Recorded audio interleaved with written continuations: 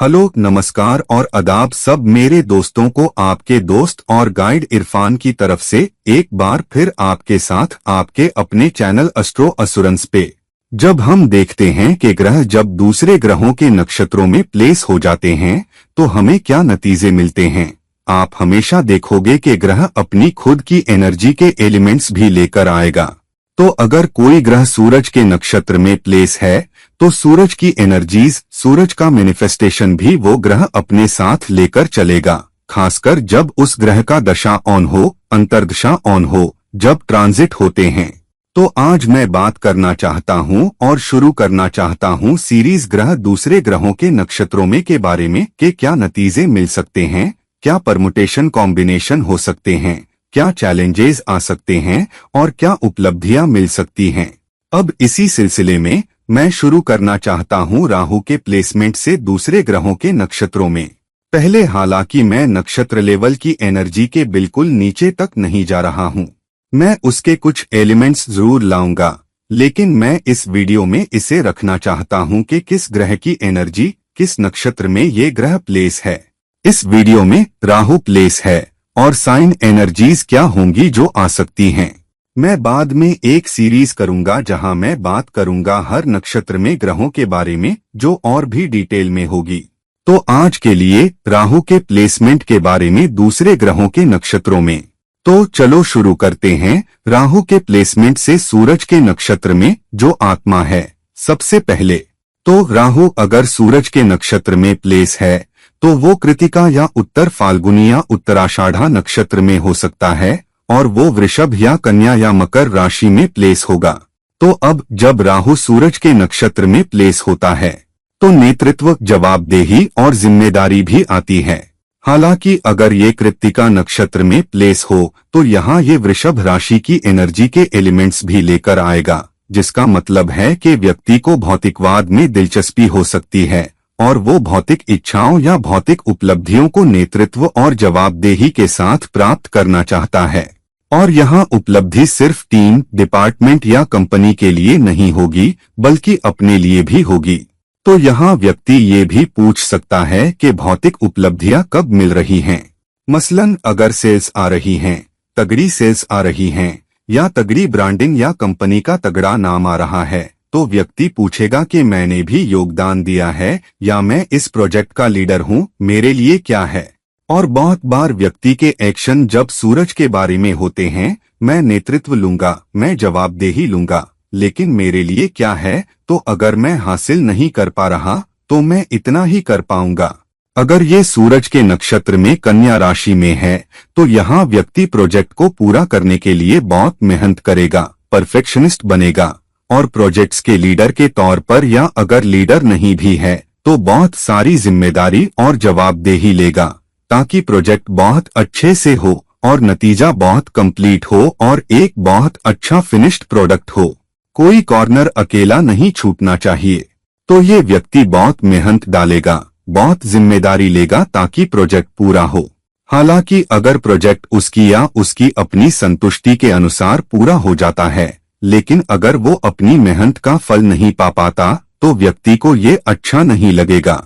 और अगर ये मकर राशि में है तो व्यक्ति बहुत अनुशासन और प्रतिबद्धता लेकर आएगा, लेकिन मेहनत के लंबे घंटे लगाएगा ताकि मेहनत का फल हासिल कर सके और अपनी टीम या अपने दूसरे टीम मेंबर्स को भी धक्का देगा, चाहे वो लीडर ना हो। अगर लंबे घंटे चाहिए और प्रोजेक्ट को पूरा करने के लिए कंप्लीट डेडिकेशन चाहता है। हालांकि इस सब में अगर वो अपनी मेहनत का फल हासिल नहीं कर पाता, चाहे वो वृषभ राशि से भौतिक नतीजे हों या प्रोजेक्ट कितना पूरा हुआ है, उसकी तारीफ और क्वालिटी, उसकी पहचान या वो उन्नति नहीं देख पाता जो मकर राशि दिखाती है, सीढ़ी चढ़ना, तो व्यक्ति को ये पसंद नहीं आएगा।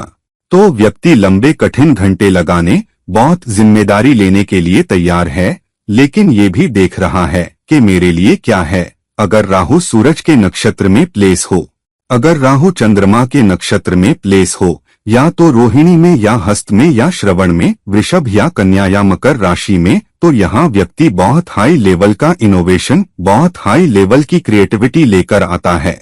तो अगर व्यक्ति को खुली छूट दी जाए बहुत क्रिएटिव बनने दिया जाए, बहुत इनोवेटिव बनने दिया जाए, तो ये व्यक्ति इनोवेशन और क्रिएटिविटी की हदें तोड़ देगा। ये स्टीव जॉब्स जैसा है, जब उसे क्रिएटिव होने की रस्सी दी जाती है तो वो अपनी टीम को भी बहुत क्रिएटिव होने के लिए, बहुत इनोवेटिव होने के लिए धक्का देता है और इनोवेशन की हदों को इतना आगे बढ़ाना चाहता है कि वो इंडस्ट्री को ही पूरी तरह से बदल देता है, जैसे स्टीव जॉब्स ने अपने आईपॉड से किया था। लेकिन ऐसा करते हुए अपनी टीम को बहुत आक्रामक रूप से धक्का भी देता है ताकि मेहनत का फल निकाल सके और दिन के अंत में पहचान भी देख रहा होता है। तो जब व्यक्ति बहुत क्रिएटिव होता है, व्यक्ति बहुत इनोवेटिव होता है और फिर जब फाइनल प्रोडक्ट आता है तो वो चाहता है कि उसका नाम बाकियों पर चमके। और अगर आपको याद है, मुझे नहीं पता स्टीव जॉब्स में राहु और दूसरे ग्रहों का प्लेसमेंट क्या था। हालांकि स्टीव जॉब्स भी कोई था जो दूसरों को क्रेडिट देना बहुत आसानी से नहीं चाहता था, और वही चीज उसने वोज़नियाक के साथ भी की, जिसके साथ वो क्रेडिट बांटने को तैयार नहीं था।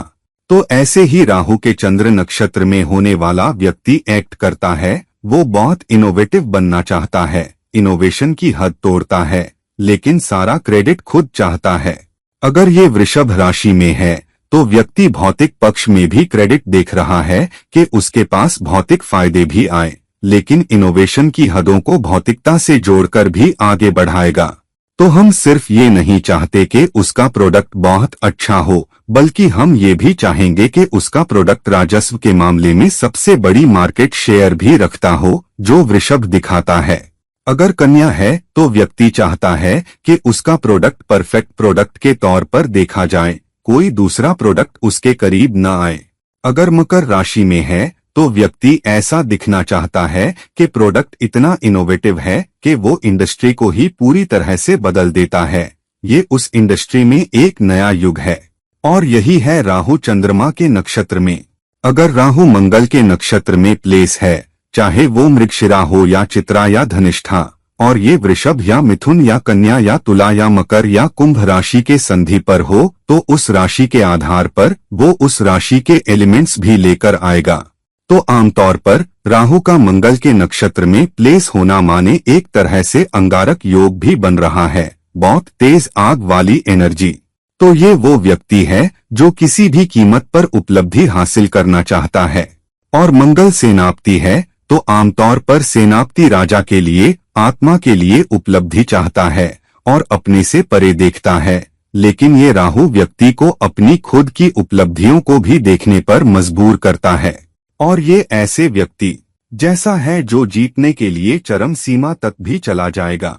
ये ऐसे राजा जैसा है जो शहर को जीतने के लिए घेर लेता है या कब्जा कर लेता है, और अगर जरूरत पड़े तो शहर जीतने के लिए किसी भी हद तक चला जाएगा, और शहर पर कब्जा करने के लिए उसे जलाने से भी नहीं रुकेगा। ये उस तरह की एनर्जी है। मैं ये नहीं कह रहा कि अगर आपके पास राहु मंगल के नक्षत्र में है तो आप ऐसे ही होंगे, आप शहर जलाओगे। मैं वो नहीं कह रहा। मैं कह रहा हूँ कि आप वो हासिल करने के लिए पूरी कोशिश करोगे, और आप नीति और नैतिकता की हदों को या एनर्जी की हदों को इतना धक्का दोगे कि आप खुद को भी खतरे में डाल सकते हो। बहुत सारे लोग राहु के मंगल नक्षत्र में होने पर खुद को जला लेते हैं, किसी प्रोजेक्ट पर काम करते हुए, किसी टीम के लिए काम करते हुए, परिवार के लिए काम करते हुए, किसी उद्देश्य के लिए काम करते हुए। बहुत बार वो ये नहीं देखते कि वो कैसे कष्ट झेल रहे हैं अंत में, हालांकि वो क्रेडिट लेना चाह सकते हैं। लेकिन क्या होता है, बहुत बार वो खुद को इतना जला लेते हैं, उनकी सेहत, वो निराशा से गुजरते हैं, चैलेंजेस से गुजरते हैं, कि जब तक पहचान या क्रेडिट उनके पास आता है, वो क्रेडिट पसंद कर सकते हैं, वो पहचान पसंद कर सकते हैं, लेकिन वो उसे एंजॉय करने के लिए बेहतरीन हालत में नहीं होते, क्योंकि वो अब कोई दूसरा प्रोजेक्ट उठा रहे होते हैं और एक बिल्कुल अलग टेंजेंट पर एक और चेस का सामना कर रहे होते हैं। अगर राहु मंगल के नक्षत्र में है, मान लो मिथुन राशि में, तो ये लोग बहुत अच्छे कम्युनिकेटर हो सकते हैं। वो बहुत अच्छे हो सकते हैं अपने आइडियाज को दूसरों तक पहुंचाने में, लोगों को प्रभावित करने में, मार्केटिंग में बहुत अच्छे, ब्रांडिंग में भी बहुत अच्छे, और दूसरों को कन्विंस करने के लिए सारी एनर्जी लगा देंगे। अगर ये मंगल के नक्षत्र में तुला राशि में पड़ता है तो यहाँ वे रिश्तों की हदों को भी धक्का देंगे, उस मायने में कि वो चाहेंगे कि उनके टीम मेंबर्स या उनके परिवार के मेंबर्स भी उपलब्धियों में योगदान दें। तो अगर वो लंबे कठिन घंटे काम कर रहे हैं तो वो चाहेंगे कि उनका परिवार समझे और फिर भी शिकायत न करे, क्योंकि व्यक्ति को लगता है जो कुछ मैं कर रहा हूँ परिवार के लिए कर रहा हूँ, तो मेरी पत्नी क्यों शिकायत कर रही है, बच्चे मुझे क्यों मिस कर रहे हैं। तो कभी कभी वो ये नहीं देख पाते कि किसी प्रोजेक्ट को पाने की कोशिश में वो रिश्ते की कीमत पर कर रहे हैं। हालांकि वे फिर भी चाहते हैं कि रिश्ता उनके साथ रहे, फिर वो चाहते हैं कि रिश्ता उनके साथ खड़ा रहे। तो अगर वो अपने जीवन साथी को समय नहीं दे पा रहे, फिर भी वो चाहते हैं कि जीवन साथी बहुत प्रतिबद्ध रहे, बहुत वफादार रहे और व्यक्ति के साथ सुख दुख में खड़ा रहे, यहाँ तक कि जब व्यक्ति समय या ध्यान न दे पा रहा हो, क्योंकि उन्हें लगता है मैं जो कुछ कर रहा हूँ वो परिवार के लिए कर रहा हूँ, तो ये कभी कभी थोड़ा मुश्किल हो सकता है। लेकिन अगर ये मंगल के नक्षत्र में मान लो कुंभ राशि में पड़ता है तो ये व्यक्ति किसी सामाजिक उद्देश्य के लिए पूरी तरह जुट जाएगा। अगर वो किसी उद्देश्य में विश्वास रखते हैं तो वो कोई समय कोई एनर्जी नहीं देखेंगे, वो कोई दिन नहीं देखेंगे, उस उद्देश्य को हासिल करना उनके लिए बहुत अहम होता है। और ऐसा व्यक्ति चरम हदों तक चला जाएगा, आक्रामक भी हो जाएगा ताकि वो उद्देश्य हासिल कर सके। और अगर ये लोग मान लो पेटा के लिए खड़े हैं तो ये लोग सबसे ज्यादा चिल्लाने वाले होंगे, वो सबसे ज्यादा बैनर उठाएंगे, वो दिनों तक खड़े रहेंगे कुछ लोगों को कन्विंस करने के लिए कि ये उद्देश्य अहम है और उन्हें उदाहरण के तौर पर जलवायु के खिलाफ काम नहीं करना चाहिए। हालांकि वो ये भी चाहेंगे कि उन्हें इसका क्रेडिट मिले। उस प्रोटेस्ट के बाद अगले दिन वो अखबारों में भी देखेंगे कि क्या मेरा नाम है या जिस संस्था के लिए वो कर रहे हैं, क्या उस संस्था में उन्हें क्रेडिट मिल रहा है, क्या उनकी तारीफ हो रही है, क्या उन्हें पहचान मिल रही है, क्या उन्हें सीनियर रोल्स भी मिल रहे हैं, उसमें लीडरशिप रोल्स भी मिल रहे हैं या नहीं। तो ये है राहु मंगल के नक्षत्र में जो उपलब्धि तो चाहता है लेकिन अपने लिए दाव भी चाहता है। और ये है राहु का प्लेसमेंट मंगल के नक्षत्र में। राहु के ही नक्षत्र में या तो आर्द्रा या स्वाति या शतभिषा में, खासकर मिथुन या तुला या कुंभ राशि में। तो यहाँ क्योंकि इसमें दोगुनी राहु एनर्जी है, राहु अपने ही नक्षत्र में प्लेस है, तो यहाँ आमतौर पर व्यक्ति जो कुछ भी हासिल करना चाहता है उसे हासिल करने के लिए पूरी तरह जुट जाएगा। और व्यक्ति की सबसे बड़ी एनर्जी ये होती है कि अंत साधनों को सही ठहराता है, जिसका मतलब है कि अगर मैंने वो हासिल कर लिया जो मैंने निकाला था, तो मैंने उसे हासिल करने के लिए जो भी साधन इस्तेमाल किए वो सब जायज हैं। ये ऐसा है जैसे अपनी जिंदगी में मनचाहा इंसान पाना या प्रोजेक्ट को बहुत अच्छा करवाना या सेल्स टारगेट हासिल करना। व्यक्ति पूरी तरह जुट जाएगा। यहाँ थोड़ा डेटा मरोड़ना, वहाँ किसी की कोहनी मरोड़ना या कहीं वफादारी की हदें धकेलना वो नहीं रुकेंगे, क्योंकि वो सोचते हैं अगर मैं वो हासिल कर लूं जो मैं चाहता हूं तो मैंने जो भी साधन लिए वो जायज हैं। और आमतौर पर ऐसे लोग बहुत ऊंचे कम्युनिकेशन स्किल्स इस्तेमाल करेंगे। बॉक्स से बाहर के कम्युनिकेशन स्किल्स बेहद इनोवेटिव, वो भाषा में या मीडिया में या इमेजेस में या सोशल मीडिया पर ऐसे कम्युनिकेशन स्किल्स या इनोवेटिव स्किल्स इस्तेमाल करेंगे कि लोग ध्यान देने के लिए खड़े हो जाए और फिर अपना संदेश पहुंचाने के लिए नीति और नैतिकता की हदों को भी धक्का देंगे। अगर राहु के ही नक्षत्र में तुला राशि में प्लेस हो तो वे हदों को धक्का देंगे कि वो अपने लक्ष्य हासिल करने के लिए रिश्तों का इस्तेमाल कैसे करते हैं। तो यहाँ उनकी रिश्तों से बहुत ऊंची उम्मीदें होंगी। और उदाहरण के तौर पर अगर वो जीवन साथी चाहते हैं तो वो जीवन साथी को खूबसूरत चाहिए, जीवन साथी को प्रतिबद्ध चाहिए, जीवन साथी को वफादार चाहिए, वो जीवन साथी को कमाने वाला भी चाहिए, वो जीवन साथी से सब कुछ चाहते हैं। कभी कभी उन्हें एहसास नहीं होता कि वो खुद उस दूसरे इंसान के लिए पूर्ण जीवन साथी नहीं हैं। तो बहुत बार उन्हें एक आदर्श पार्टनर नहीं मिलता, क्योंकि आदर्श पार्टनर इस इंसान को अपनी जिंदगी में नहीं चाहता, या कभी कभी क्योंकि उन्हें दूसरे पार्टनर में कमी नजर आती है, शायद रिश्ता पूरी तरह से निभ नहीं पाता।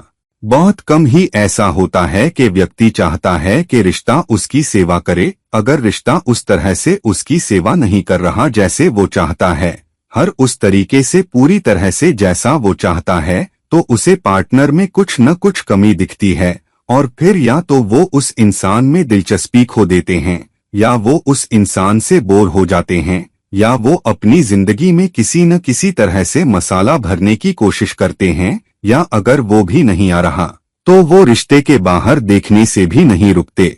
और इसलिए ये प्लेसमेंट मुसीबत खड़ी कर सकता है, खासकर अगर ये 7वें भाव में भी पड़ जाए तो ये व्यक्ति के लिए काबू करने के लिए और भी कठिन एनर्जी बन जाती है। लेकिन अगर ये कुंभ राशि में पड़ता है तो राहु के नक्षत्र में प्लेस होकर उस उद्देश्य के लिए किसी भी हद तक जाएगा जिसे वो देख रहा है। बड़ी संस्थाओं में ऐसे लोग वो संस्था के टॉप पर पहुंचने के लिए कोई भी और हर साधन इस्तेमाल करेंगे। जिस प्रोजेक्ट पर वो काम कर रहे हैं उस तक पहुंचने के लिए वो कोई भी और हर साधन इस्तेमाल करेंगे, सारे संसाधन झोंक देंगे, सारी टीम जो चाहिए, क्योंकि उनके लिए कीमत सब कुछ है और इसलिए बड़ी तस्वीर बहुत अहम हो जाती है। और बहुत बार छोटी चीजें, वो बारीक एलिमेंट्स जो उन्हें बारीक लगते हैं, वो अलग रख देते हैं। तो अगर कोई टीम मेंबर शिकायत कर रहा है तो वो टीम मेंबर से कहेंगे, नहीं शिकायत मत करो कि तुम्हारी पत्नी ठीक नहीं है, ये प्रोजेक्ट बहुत अहम है, तुम्हें पूरी तरह से प्रोजेक्ट के लिए समर्पित होना है। वो ऐसा क्यों कहते हैं? क्योंकि वो खुद ऐसे ही होते हैं, वो प्रोजेक्ट के लिए सब कुछ दांव पर लगा देंगे। और वो राहु एनर्जी है जो नीति, नैतिकता, रिश्तों, अपनी सेहत की हदों को धकेलने से भी गुरेज नहीं करती ताकि लक्ष्य हासिल हो जाए। तो राहु के नक्षत्र में प्लेसमेंट सच में मुश्किल है अगर ये लाभकारी ग्रह के संपर्क या दृष्टि से नियंत्रित न किया जाए। राहु बृहस्पति के नक्षत्र में या तो विशाखा या पूर्वा भाद्रपद में, मिथुन या तुला या कुंभ राशि में। तो यहाँ राहु बृहस्पति की राशि में मतलब व्यक्ति तरह तरह का ज्ञान प्राप्त कर सकता है, बहुत उच्च सीखने की क्षमता। ये एक वरदान जैसा है व्यक्ति को तरह तरह की डिग्रियां, तरह तरह के सर्टिफिकेशन हासिल करने के लिए। हालांकि बहुत बार क्या होता है, व्यक्ति इतना ज्ञान चाहता है कि अलग अलग दिशाओं में भटक जाता है, तो वो एक उद्योग के एक क्षेत्र में शुरू कर सकता है। उदाहरण के तौर पर वो साइंस में ग्रेजुएशन कर सकता है, लेकिन एक बिल्कुल अलग धारा में प्रवेश कर सकता है। वो बैचलर ऑफ आर्ट्स कर सकता है सिर्फ इसलिए कि बाद में कंप्यूटर सीख सके। तो उनकी डिग्रियां सब बहुत एकदम से जुड़ी हुई नहीं होंगी जो सिर्फ एक ही उद्योग से जुड़ी हों। तो कभी कभी सीखना इधर उधर होता है और उन्हें तरह तरह की सीख बहुत आसानी से मिल जाती है। वो जिस भी उद्योग में आते हैं या जिस भी चीज की तरफ आकर्षित होते हैं, उन्हें लगेगा कि सब आकर्षण, सब एनर्जी, सब सीखना बहुत आसानी से आता है, क्योंकि ये राहु एनर्जी है और वो तरह तरह का ज्ञान हासिल करने पर बहुत फोकस्ड रहेंगे। तो अगर वो किसी उद्योग या किसी क्षेत्र में प्रवेश करते हैं तो कोई ऐसा होगा जिसे उस विशेष उद्योग या उस रास्ते के सब क्षेत्रों और कोनों की पूरी पकड़ होगी, जहां वो सबसे अच्छे बन जाते हैं। वो न केवल गुरुओं की तरह बनते हैं, मास्टर गुरुओं की तरह, बल्कि वो गुरु जो दूसरे उद्योगों को भी बहुत अच्छे से पार कर जाते हैं। तो ये ऐसा है जैसे कोई जो कंप्यूटर में बहुत अच्छा हो, ये वो व्यक्ति हो सकता है जो एक निश्चित सीख में गुरु हो लेकिन एक निश्चित उद्योग में भी बहुत अच्छा हो। तो उदाहरण के तौर पर उसके पास बहुत सीख है, उसके पास बहुत ज्ञान है, लेकिन ये भी जानता है कि कंप्यूटर का इस्तेमाल कैसे करना है, ये भी जानता है कि सोशल मीडिया का इस्तेमाल करके अपनी बात कैसे रखनी है। तो वो खुद तो बहुत विद्वान होगा, लेकिन उसमें एक चालाक दिमाग भी होगा कि उस ज्ञान को कैसे प्रस्तुत किया जाए, सोशल मीडिया का इस्तेमाल कैसे किया जाए, मीडिया का इस्तेमाल कैसे किया जाए अपना ज्ञान फैलाने के लिए। और ये व्यक्ति मास्टर कम्युनिकेटर भी होगा अगर राहु बृहस्पति के नक्षत्र में मिथुन राशि में प्लेस है, और अपनी सीख का इस्तेमाल करके वो अपनी बात रख पाएगा और सिर्फ अपने ज्ञान और सीख के दम पर लोगों को प्रभावित भी कर पाएगा। अगर ये बृहस्पति के नक्षत्र में तुला राशि में पड़ता है तो ये व्यक्ति बहुत सारे लोगों को अपनी तरफ आकर्षित कर पाएगा और अपनी सीख, गुरु और मास्टर गुरु होने का इस्तेमाल करके बहुत सारे रिश्ते बना लेगा।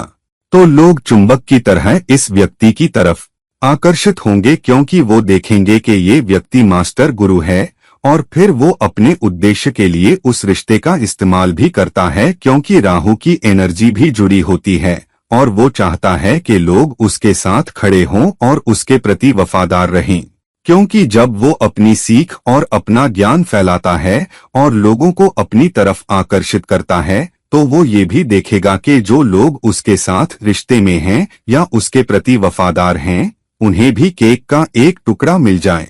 लेकिन ऐसा करते हुए वो ये भी चाहेगा कि वो उसके साथ खड़े हों और उसके प्रति पूरी तरह वफादार हों जब उसे उनकी जरूरत हो या जब उस पर हमला हो। अगर राहु बृहस्पति के नक्षत्र में कुंभ राशि में पड़ता है तो यहाँ वो अपनी सीख को किसी बड़े उद्देश्य को आगे बढ़ाने के लिए इस्तेमाल करना चाहता है। तो ऐसा व्यक्ति जलवायु परिवर्तन के बारे में उदाहरण के लिए जानकारी और सीख जुटाएगा। वो बहुत सारे ग्राफ, डेटा और ज्ञान का इस्तेमाल करेगा और फिर अपनी बात बहुत जोरदार तरीके से रखेगा। तो ये व्यक्ति अपने क्षेत्र में एक विशेषज्ञ के रूप में देखा जाएगा, खासकर जब ये उद्देश्य से संबंधित हो।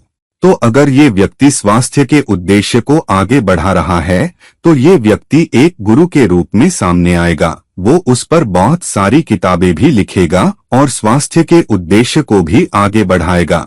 ये दीपक चोपड़ा जैसा होगा जो एक हीलर, मास्टर हीलर के रूप में जाना जाता है। हालांकि ऐसा व्यक्ति बहुत विद्वान होने के बावजूद, क्योंकि ये लगभग गुरु चांडाल दोष जैसा हो जाता है, ये व्यक्ति अपने लिए दाव भी चाहता है। तो ये व्यक्ति एक मास्टर सेलिब्रिटी गुरु के रूप में जाना चाहता है और नाम, प्रसिद्धि, वफादारी और दौलत भी आकर्षित करना चाहता है और एक पीठ पर बिठाया जाना चाहता है। अगर राहु शनि के नक्षत्र में लेस हो या तो पुष्य या अनुराधा या उत्तरा भाद्रपद में, ये सभी जल राशियों कर्क, वृश्चिक या मीन में स्थित हैं, तो यहाँ व्यक्ति बहुत प्रतिबद्धता, बहुत समर्पण भी आकर्षित करेगा, लेकिन साथ ही ढेर सारी संरचना भी आकर्षित करेगा कि वो कैसे काम करता है। तो अगर ये कर्क राशि में प्लेस है तो व्यक्ति दूसरों का पोषण करने और दूसरों का समर्थन करने के लिए बहुत प्रतिबद्धता और समर्पण लेकर आएगा और ऐसा करते हुए वो बहुत चालाकी, कूटनीति और यहाँ तक के हेरफेर का इस्तेमाल करने से भी नहीं हिचकिचाएगा।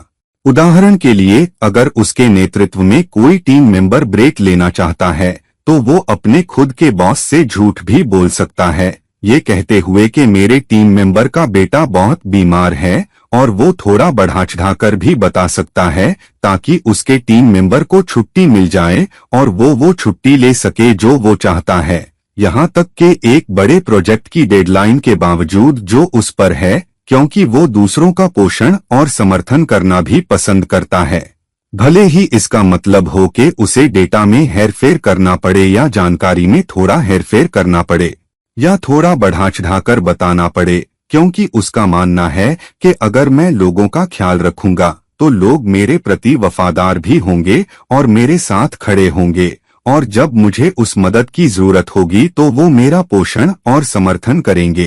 तो ये वो व्यक्ति है जो अपनी पत्नी से झूठ बोल सकता है क्योंकि उसके दोस्त ने उससे एक एहसान मांगा है, मान लो कर्ज के लिए, तो वो अपनी पत्नी से झूठ बोलता है कि मेरा दोस्त कर्ज लेना चाहता है, वो बहुत बड़ी मुसीबत में है, और वो दोस्त की स्थिति या हालात के बारे में थोड़ा बढ़ा चढ़ाकर भी बता सकता है ताकि वो उसकी मदद कर सके। लेकिन वो ये भी चाहेगा कि दोस्त भी बदले में उसकी मदद और समर्थन करे जब उसे जरूरत हो, क्योंकि ये सब शनि एनर्जी है। तुम मेरे प्रति प्रतिबद्ध रहो और मेरे प्रति वफादार रहो, और ये लगभग हमेशा के लिए है। तो अगर मैं तुम्हारे साथ खड़ा हूँ, अगर मैं तुम्हारे प्रति प्रतिबद्ध हूँ, तुम्हारे प्रति वफादार हूँ, तो तुम भी बदले में करो, वरना दोस्ती ही खतरे में पड़ जाएगी। अगर राहु शनि के नक्षत्र में लेकिन वृश्चिक राशि में जाता है तो व्यक्ति लंबे कठिन घंटे लगाएगा और बदलाव और परिवर्तन लाने के लिए कड़ी मेहनत और प्रतिबद्धता की हदों को धक्का देगा। तो ये व्यक्ति अगर किसी उद्योग या किसी प्रोडक्ट में बदलाव लाना चाहता है तो वो अपनी सारी कोशिश, अपनी सारी प्रतिबद्धता, सारा समर्पण लगा देगा और बहुत संरचित तरीके से काम करेगा और उद्योग में बदलाव लाने के लिए, मार्केटिंग या सेल्स उपलब्धियों में बदलाव लाने के लिए टीम कैसे काम करती है, इसमें बदलाव लाने के लिए सभी साधन, ज्ञान, संसाधन, समय इस्तेमाल करेगा ताकि एक निश्चित लक्ष्य हासिल हो और न केवल प्रोडक्ट बदले, उनके काम करने का तरीका बदले, बल्कि शायद उद्योग ही बदल जाए। हालांकि यहाँ राहु और शनि की एनर्जी विपरीत हैं। राहु शनि की तरह बनने की कोशिश कर सकता है, लेकिन शनि की तरह धीमा और धैर्यवान नहीं हो सकता और इसलिए बहुत बार या तो ये व्यक्ति बहुत ऊंचाइयां हासिल कर सकता है या ये एक निश्चित स्तर की सफलता हासिल कर सकता है, लेकिन निराश या बेचैन हो सकता है कि वो उस हद तक नहीं जा पाया जितना वो उद्योग में या अपने करियर में या अपने पेशे में या अपने बिजनेस में हासिल करना चाहता था। अगर राहु शनि के नक्षत्र में मीन राशि में पड़ता है तो यहाँ व्यक्ति बहुत आदर्शवादी बन जाता है, क्योंकि व्यक्ति सोचता है कि दुनिया को प्रतिबद्ध होना चाहिए, दुनिया को खुद से बड़े उद्देश्य के लिए समर्पित होना चाहिए। अगर आप किसी चैरिटी संस्था में काम कर रहे हैं तो आपको वो काम करने के लिए अपनी सारी मेहनत और अपनी प्रतिबद्धता लगानी होगी और वह दूसरों से एक आदर्शवादी आउटपुट भी देख रहा है। अगर वो देखता है कि जहां वह प्रतिबद्ध है और समर्पित है वहां दूसरे लोग उसके जितने प्रतिबद्ध नहीं हैं, तो उसे लगता है कि उनमें कमी है, क्योंकि वो एक आदर्शवादी परिदृश्य देख रहा है। क्योंकि वो खुद पूरी तरह जुट जाता है, वो अपनी पूरी कोशिश लगा देता है और अगर वो देखता है कि उसके टीम मेंबर्स ये नहीं कर पा रहे, अगर वो देखता है कि दूसरे ये नहीं कर पा रहे, तो व्यक्ति निराश और बेचैन हो सकता है और इसलिए ये थोड़ा मुश्किल प्लेसमेंट है। ये आपको या तो बहुत ऊंचाइयों पर ले जा सकता है या आपको कुछ सफलता दे सकता है, लेकिन आपको निराश और बेचैन भी छोड़ सकता है। अगर राहु बुध के नक्षत्र में प्लेस है या तो आश्लेषा या ज्येष्ठा या रेवती में, कर्क या वृश्चिक या मीन राशि में, तो इस व्यक्ति में विश्लेषण और बुद्धि की शक्ति है और बहुत चालाक होता है। ये व्यक्ति बहुत सूक्ष्म स्तर पर बारीकी से देख पाएगा और ये धक्का दे पाएगा कि काम कैसे किया जाता है। ये व्यक्ति परफेक्शनिस्ट है और काम को अंतिम बिट तक पूरा करना चाहता है। तो अगर ये व्यक्ति कार बना रहा है तो वो कार के डिजाइन को सबसे अच्छा बनाना चाहता है। अगर ये व्यक्ति इमारत बना रहा है और वो आर्किटेक्ट है तो वो चाहता है कि वो सबसे परफेक्ट इमारत हो और वो बदले में पहचान भी चाहता है। वो सिर्फ परफेक्शनिस्ट ही नहीं बनना चाहता, बल्कि क्योंकि राहु एनर्जी भी आती है, वो सबसे अच्छे आर्किटेक्ट या सबसे अच्छे बिल्डर या सबसे अच्छे इनोवेटर के रूप में पहचाना भी जाना चाहता है और उसके लिए वो कोई कसर नहीं छोड़ेगा। अगर वो ऑफिस प्रेजेंटेशन के लिए प्रेजेंटेशन बना रहा है तो वो चाहता है कि हर फॉन्ट, हर डॉट परफेक्ट हो, कोई कसर न छूटे ताकि एक परफेक्ट प्रेजेंटेशन हो। तो ये व्यक्ति बहुत, अगर ये कर्क राशि में प्लेस है, अगर वो किसी टीम का समर्थन करने, किसी संस्था का समर्थन करने की कोशिश कर रहा है या एक सपोर्ट टीम की भूमिका निभा रहा है, उदाहरण के लिए अगर वो एक बड़ी संस्था में प्रशासन में है तो सपोर्ट भूमिका में होने की कोशिश में वो एक परफेक्शनिस्ट नौकरी करने की कोशिश करेगा। अगर वो प्रशासन संभाल रहा है तो वो चाहेगा कि प्रशासन परफेक्ट हो, उसकी निगरानी में लोग वो होंगे जिन्हें लंबे कठिन घंटे काम करना होगा। अगर उसकी टीम परिसर की सफाई के लिए जिम्मेदार है तो वो निरीक्षण करेगा, वो खुद जाकर निरीक्षण करेगा कि धूल का हर कण साफ होना चाहिए और किसी को शिकायत का मौका न हो।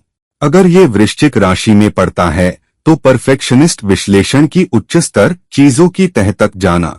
अगर ये व्यक्ति ऑडिट या टैक्सेशन में जाता है तो वो खोज निकालेगा सबसे छोटी लूपहोल भी जो गलत रखी गई है। अगर ये व्यक्ति शेफ या जज बनता है तो वो खाने में सबसे छोटी मसाले की कमी को भी खोज निकालेगा। उस स्तर तक परफेक्शनिस्ट ओरिएंटेशन इस व्यक्ति में आती है। लेकिन क्योंकि ये नक्षत्र, खासकर आश्लेषा या ज्येष्ठा, आसान नक्षत्र नहीं हैं, कभी कभी अपने परफेक्शनिस्ट प्रयास में वो हदों को इतना धक्का देता है कि वो लोगों की कोहनी भी मरोड़ सकता है या झूठ भी बोल सकता है ताकि उनकी प्रतिबद्धता, उनका समर्पण हासिल कर सके, ताकि काम सबसे अच्छा बनकर आए। अगर उसे कंपनी के टॉप बॉस का नाम डालना है और अपनी टीम से झूठ बोलना है ताकि उनसे परफेक्शनिस्ट काम निकाल सके, ये कहते हुए कि टॉप बॉस ये चाहता है कि ये पूरा हो, तो वो टॉप बॉस का नाम डाल देगा भले ही उसने ऐसा कुछ ना कहा हो, क्योंकि उसे लगता है कि अंत साधनों को सही ठहराता है, खासकर जब परफेक्शनिस्ट काम करना हो, पूरा काम करना हो और वो उस परफेक्शनिस्ट तरीके को सही करने के लिए कोई कसर नहीं छोड़ेगा। अगर ये मीन राशि में पड़ता है तो ये व्यक्ति एक आदर्श आउटपुट, एक परफेक्ट और आदर्श आउटपुट भी देख रहा होता है, जो हासिल करना बहुत मुश्किल होता है। हालांकि ये व्यक्ति परफेक्ट आउटपुट पाने की हदों को लगभग धक्का देगा। तो मीन राशि में ये व्यक्ति अपने टीम मेंबर्स, अपने जीवन साथी, अपने बच्चों से एक आदर्शवादी आउटपुट चाहेगा और उन्हें सबसे अच्छे आउटपुट, सबसे अच्छे योगदान के लिए धक्का देगा। वो कहेगा, जब तक तुम अपना सारा होमवर्क पूरा नहीं कर लोगे, तुम टीवी नहीं देख सकते या तुम गेम नहीं ले सकते। Team members, sales team members से कहेगा, जब तक तुम अपने सारे टारगेट हासिल नहीं कर लेते, तुम्हें कोई इंसेंटिव नहीं मिलेगा। 70% सेल्स हासिल करने पर भी कोई इंसेंटिव नहीं मिलेगा। तो वो एक आदर्श आउटपुट पाने के लिए हदों को धक्का देता है ताकि वो संस्था के लिए, टीम के लिए, उद्योग के लिए एक परफेक्ट आउटपुट ले सके। राहु केतु के नक्षत्र में या तो अश्विनी या मघा या मूला में ये तीनों अग्नि एनर्जी हैं, या तो मेष, सिंह या धनु राशि की।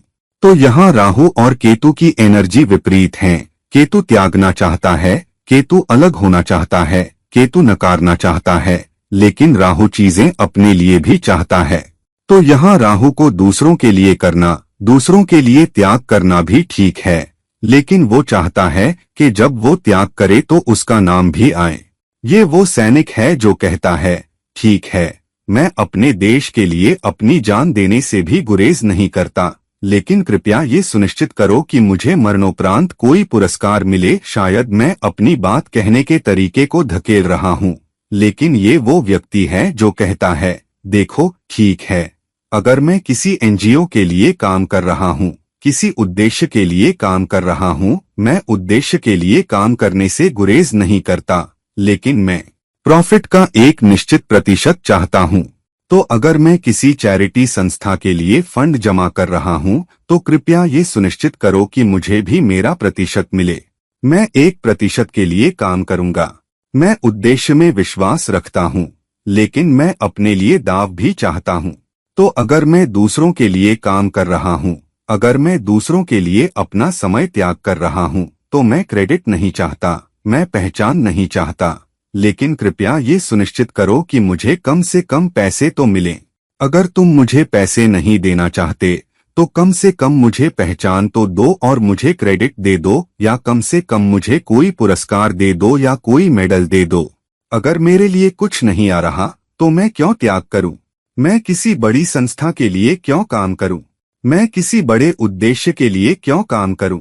मैं ऐसा नहीं करूंगा। अगर ये केतु के नक्षत्र में मेष राशि में पड़ता है, तो यहाँ ये व्यक्ति बहुत कोशिश करेगा, बहुत प्रतिबद्धता, बहुत गतिशीलता भी दिखाएगा, लेकिन साथ ही ये व्यक्ति अंतिम आउटपुट में ये भी देख रहा है, मैं ये कर रहा हूँ, क्या इसमें मेरे लिए कुछ है? क्या मुझे इसका क्रेडिट मिल रहा है? अगर मुझे क्रेडिट मिल पा रहा है, तो मैं मेहनत की हदों को धक्का दूंगा, क्योंकि यहाँ मेष राशि की एनर्जी जुड़ी है। तो ये व्यक्ति किसी उद्देश्य के लिए काम करना चाहता है, बहुत प्रेरित भी है, लेकिन बदले में उसके लिए भी कुछ होना चाहिए। और केतु की एनर्जी प्रोजेक्ट को दूसरों के लिए, एक बड़े उद्देश्य के लिए करने देगी, लेकिन ये व्यक्ति ऐसा करते हुए अपना हिस्सा भी निकलवाना चाहेगा। अगर ये सिंह राशि में पड़ता है, तो फिर ये व्यक्ति किसी बड़े उद्देश्य के लिए काम करने से गुरेज नहीं करता। हालांकि वो चाहता है कि उसे कम से कम उस प्रोजेक्ट की प्रतिष्ठा तो मिले जो उसमें जुड़ी है। तो अगर ये कोई प्रतिष्ठित प्रोजेक्ट है, अगर ये कोई ऐसा प्रोजेक्ट है जो अहम है और जहां लोग ध्यान देने के लिए खड़े हो जाएं, तो वो कोई बात नहीं करता, भले ही उसे इसका क्रेडिट ना मिले या पैसे ना मिले, क्योंकि अगर प्रोजेक्ट काफी प्रतिष्ठित है तो वो इस प्रोजेक्ट से जुड़कर अपने आप ही अपने क्रेडिट पालेगा, सिर्फ इस प्रोजेक्ट से जुड़े होने के कारण। अगर कोई संस्था, मान लो कोई एनजीओ 2 या 3 बड़े उद्देश्यों को अपना रही है, तो वो उस विशेष प्रोजेक्ट का हिस्सा बनना चाहेगा जहां बड़ा सार्वजनिक फोकस होगा, जहां बड़ी सार्वजनिक प्रशंसा भी होगी, भले ही उसे अपनी मेहनत का फल मौद्रिक लाभ के रूप में ना मिले। अगर ये धनु राशि में पड़ता है जबकि राहु केतु के नक्षत्र में प्लेस है, तो ये व्यक्ति बहुत साहसी भी होगा, किसी बड़े उद्देश्य के लिए कुछ करने की हदों को भी धक्का देगा, लेकिन उस उद्देश्य तक पहुंचने या हासिल करने की कोशिश में वो उन हदों को भी धक्का देगा जिन्हें वो नैतिक और नीतिगत मानता है, क्योंकि धनु धर्म के बारे में है और परंपरा का पालन करने के बारे में है। लेकिन ये व्यक्ति जिसे नैतिक, नीतिगत, सही, धार्मिक या धर्मयुक्त देखा जाता है, उसकी हदों को धकेलने से हिचकिचाएगा नहीं। तो ये उस पंडित या पुजारी की तरह है जो मंदिर के लिए या किसी उद्देश्य के लिए या संस्था के लिए एक प्रबंधक या एक नेता के रूप में कुछ करना चाहता है, लेकिन ये भी चाहता है कि उससे उसका फायदा भी हो जाए।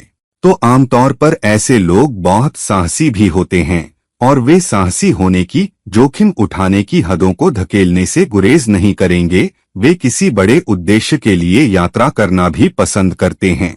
तो वे कहते हैं, ठीक है, अगर मुझे कोई पैसा नहीं मिल रहा, कुछ नहीं, तो कम से कम मैं अलग अलग तरह के लोगों से मिलना तो चाहूंगा, तो कम से कम उस तरह का उत्साह तो प्रोजेक्ट का हिस्सा होना चाहिए। तो अगर मैं किसी उद्देश्य के लिए काम कर रहा हूं, तो मैं उस उद्देश्य के लिए इसलिए काम करना चाहूंगा क्योंकि मुझे अलग अलग तरह के लोगों से मिलना होता है, क्योंकि ये मेरे अनुभव को समृद्ध करता है, ये मुझे एक व्यक्ति के रूप में समृद्ध करता है, ये मेरी सीख में इजाफा करता है, तभी मैं उस उद्देश्य का हिस्सा बनना चाहता हूँ। अगर राहु शुक्र के नक्षत्र में प्लेस है, या तो भरणी या पूर्वा फाल्गुनी या पूर्वा आषाढ़ा में, फिर से अग्नि राशियों में मेष, सिंह या धनु में, तो हाँ, भौतिक लाभ सबसे ऊपर की सूची में आ जाते हैं। तो ये व्यक्ति हमेशा देखेगा कि पैसे कहाँ से आ रहे हैं, रिश्ते कहाँ से आ रहे हैं, उच्च गुणवत्ता या बेहतर जीवन स्तर कहाँ से आ रहा है, संपत्तियां कहाँ से आ रही हैं, सुंदर कार कहाँ से आ रही है, जीवन की उच्च गुणवत्ता कहाँ से आ रही है। तो ये व्यक्ति हमेशा जीवन की भौतिक उपलब्धियों पर केंद्रित रहता है। अगर ये मेष राशि में है, तो ये व्यक्ति जो काम कर रहा है उससे अधिकतम भौतिक आउटपुट पाने के लिए बहुत मेहनत करेगा। अगर ये किसी रिश्ते में पड़ रहा है या अगर ये व्यक्ति किसी लड़की या लड़के को पसंद करता है, तो वे उस व्यक्ति को अपने साथ रहने के लिए मनाने के लिए बहुत मेहनत करेंगे। तो वे अपना बहुत ख्याल रखेंगे, वे अपना अच्छी तरह से संवार सकते हैं, क्योंकि वे उस व्यक्ति के साथ रहना चाहते हैं, या वे उस टीम का हिस्सा बनना चाहते हैं, या वे उस समूह का हिस्सा बनना चाहते हैं जो परिष्कृत या अमीर देखा जाता है। अगर ये सिंह राशि में पड़ता है, तो ये लोग अधिक शक्तिशाली लोगों के साथ, अधिक प्रभावशाली लोगों के साथ जुड़ना चाहते हैं। ऐसे लोग जो स्वयं उस उद्योग में नेता के रूप में देखे जाते हैं जिसमें वे हैं या जिस रास्ते पर वे राज करते हैं। तो ये व्यक्ति शक्ति, अधिकार और प्रभाव दोनों चाहता है ताकि वह अच्छा जीवन भी पा सके। और अगर वे भौतिक उपलब्धियां चाहते हैं, तो वे भौतिक उपलब्धि में भी नेता बनना चाहते हैं, जिसका मतलब है कि वे पड़ोसी से बड़ी कार चाहते हैं, वे अपने दोस्तों से ज्यादा पैसा चाहते हैं, वे अपने सहकर्मियों से बेहतर करना चाहते हैं। तो जब वे कॉलेज रियूनियन में दोस्तों से मिलते हैं, तो वे ये भी चेक करेंगे किसने बेहतर किया है, किसे ज्यादा सैलरी मिल रही है, कौन बड़े ब्रांड्स के लिए काम कर रहा है और किसका जीवन साथी बेहतर है। लेकिन अगर ये धनु राशि में पड़ता है, तो ये लोग सबसे विदेशी स्थानों पर जाना चाहेंगे। तो वे या तो नीदरलैंड जाना चाहेंगे, या वे बैंकॉक जाना चाह सकते हैं, या वे बॉन्डी बीच जाना चाहते हैं, या वे बहामास जाना चाहते हैं। वे अमीर जीवन चाहते हैं, वे अमीर अनुभव चाहते हैं, वे सुंदर अनुभव चाहते हैं और वे सबसे अच्छे लोगों के साथ घूमना चाहते हैं। तो वे यात्रा करना चाहते हैं, लेकिन वे सबसे अच्छे इटली में जाना चाहते हैं। वे सबसे अच्छे होटलों में रहना चाहते हैं। वे सबसे अच्छे लोगों के साथ रहना चाहते हैं। वे सबसे अमीर, सबसे शक्तिशाली और सबसे प्रभावशाली और सबसे प्रसिद्ध और सम्मानित लोगों के साथ घुलना मिलना चाहते हैं। तो राहु शुक्र के नक्षत्र में कभी कभी आपको वे उपलब्धियां भी दे सकता है, लेकिन कभी कभी आपको भीतर से बहुत खोखला भी छोड़ देता है। लेकिन ये आमतौर पर जिंदगी के बाद में होता है, जब आप वहां जा चुके होते हैं और वो कर चुके होते हैं। और इसलिए जिंदगी के अंत में अब भी कुछ भूख बाकी रहती है, लेकिन ये भूख स्वीकार्यता के लिए होती है। बहुत बार वे सबसे अच्छी महिलाओं के साथ रहे होंगे, या सबसे अच्छा खाना खाया होगा, या सबसे अच्छे होटलों में गए होंगे, या सबसे विदेशी स्थानों पर गए होंगे। हालांकि अंदर की भूख आत्मा के स्तर पर होती है, जहां वे भीतर से खालीपन महसूस करते हैं। कभी कभी दोस्तियां उनका साथ छोड़ चुकी होती हैं, कभी कभी कारें पुरानी हो चुकी होती हैं, या मॉडल बदल चुके होते हैं, या महिलाएं, वो खूबसूरत महिलाएं, उनके साथ रहना बंद कर चुकी होती हैं क्योंकि अब वे उतने अच्छे दिखते नहीं हैं। तो जिंदगी के अंत में बहुत खालीपन रह जाता है, जहां भौतिक चीजें सब उनका साथ छोड़ चुकी होती हैं, और इसलिए ये एक मुश्किल प्लेसमेंट हो सकता है। तो दोस्त, अब हमने देखा कि राहु विभिन्न ग्रहों के नक्षत्रों में अलग अलग राशियों में कैसे खेल सकता है, कैसे हमारे लिए कुछ नतीजे दे सकता है। कृपया जांच करें कि आपकी कुंडली में राहु किस नक्षत्र में और किस ग्रह की राशि में प्लेस है, और कोशिश करें कि ये देखें कि क्या वो राहु आपको अनैतिक साधनों, धोखेबाज तरीकों, जोड़तोड़ वाले अंत की तरफ धकेल रहा है, या ये आपको वो तीव्र भूख तो दे रहा है, लेकिन आप उस भूख को नियंत्रित कर पा रहे हैं और उस भूख को और अधिक नैतिक, नीतिगत और गौरवशाली सफलता के लिए चैनलाइज कर पा रहे हैं। तो दोस्तों, इस वीडियो को लाइक करें, इस वीडियो को शेयर करें, और अगर आप मुझसे व्यक्तिगत परामर्श चाह रहे हैं तो कृपया मुझसे नीचे दिए गए लिंक्स पर संपर्क करें। और किसी और समय किसी और वीडियो के साथ, तब तक ये आपका दोस्त और गाइड इरफान साइनिंग ऑफ। नमस्कार।